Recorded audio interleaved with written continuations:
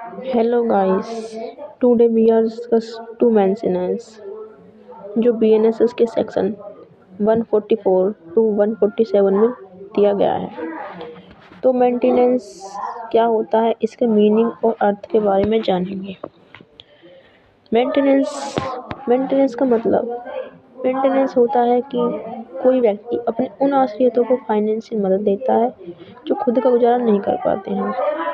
इसमें खाना, कपड़ा, रहने की जगह, पढ़ाई और मेडिकल केयर जैसी बेसिक ज़रूरतें शामिल हैं।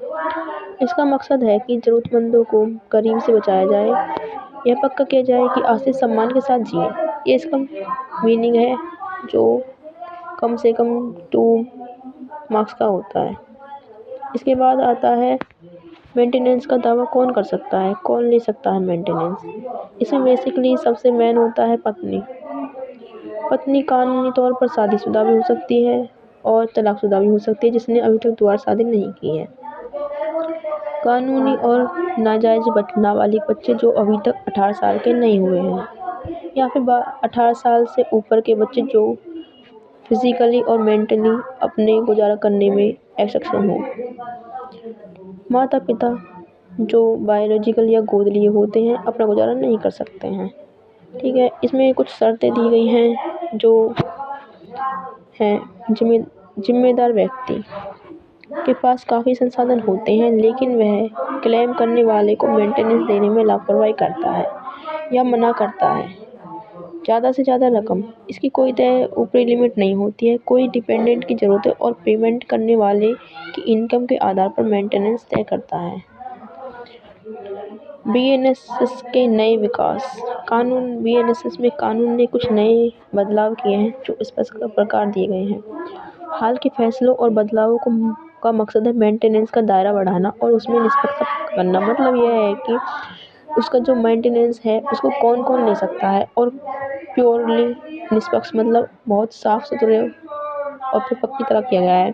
इसमें लिव इन पार्टनरशिप शामिल होते हैं, जो आजकल बिना शादी के जो लड़के लड़का रहते हैं वो भी शामिल है। एक लड़की कोर्ट ने फैसला दिया है कि शादी जैसे रिश्ते में रहने वाली महिला भी सेक्शन 125 के तहत मेंटेनेंस का दावा कर सकती है, वो भी मेंटेनेंस मांग सकती है। जल्दी समाधान, कोर्ट लंबी मुश्किलों से बचने के लिए मेंटेनेंस के मामले को जल्दी सुलझाने पर जोर देते हैं, क्योंकि कोर्ट में काफ़ी ज़्यादा फैसले होते हैं इसलिए इसको जल्दी सुलझाना पर जोर देते हैं, क्योंकि काफ़ी ज़्यादा आजकल कोर्ट में मेंटेनेंस डिवोर्स वगैरह के केस चलते रहते हैं। इसलिए अंतरिम थर्ड पॉइंट है अंतरिम भरण पोषण का अधिकार। दावेदार कार्यवाही के लंबित रहने के दौरान अंतिम भरण पोषण प्राप्त कर सकते हैं। ठीक है, संक्षेप में मुख्य बिंदु मेंटेनेंस के लिए कुछ बिंदु दिए गए हैं। मेंटेनेंस यह पक्का करता है कि डिपेंडेंट की बेसिक ज़रूरतों को पूरी करें। ठीक है, यह पत्नी तलाकशुदा अगर दोबारा शादी नहीं की है तो नाबालिग बच्चे और माता पिता पर लागू होता है। यह प्रोसेस गरीबी को रोकने के लिए जल्द राहत देने के लिए बनाया गया है। कोर्ट ज़रूरतों और पेमेंट करने वाली क्षमता के आधार पर रकम तय करती है। ठीक है, अब इसमें कुछ कंक्लूजन दिया गया है थोड़ा सा, जो ये है भारतीय नागरिक सुरक्षा संहिता 2023 की धारा 144 में पत्नी, बच्चे और माता पिता के भरण पोषण का प्रावधान है। यदि प्राप्तकर्ता साधन वाला कोई व्यक्ति उनकी अपेक्षा करता है या उनका भरण पोषण करने से इनकार करती है। पिछली संहिता CRPC के अंतर्गत इसे धारा 125 के अंतर्गत निपटाया गया था। इस प्रावधान का प्राथमिक औचित्य जो वास्तव में एक दीवानवी मामला है, एक त्वरित, प्रभावी और सस्ते उपाय की आवश्यकता के लिए